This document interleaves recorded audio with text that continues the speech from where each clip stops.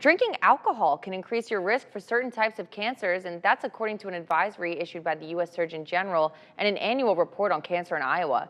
News 8's Maddie Franz shows us how alcohol causes cancer and why more Iowans could be at risk.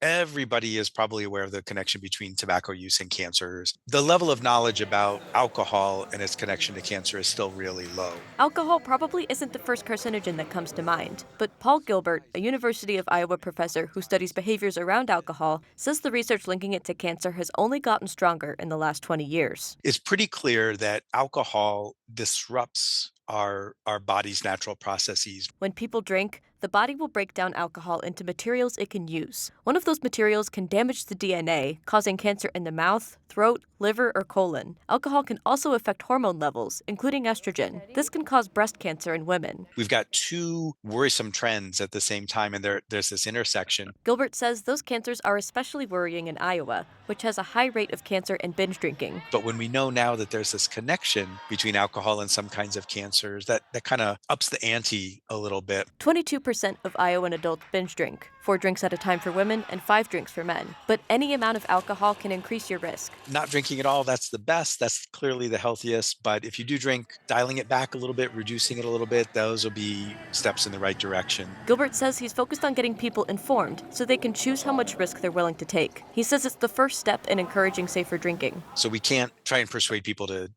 change their drinking if they don't know the risks. So we've got to get the word out. That was News 8's Maddie Franz reporting, and the Surgeon General recommends adding cancer to the alcohol warning label, which hasn't changed since 1988. 47 countries require some kind of warning label on alcohol, but only South Korea and Ireland include the risk of cancer on those labels.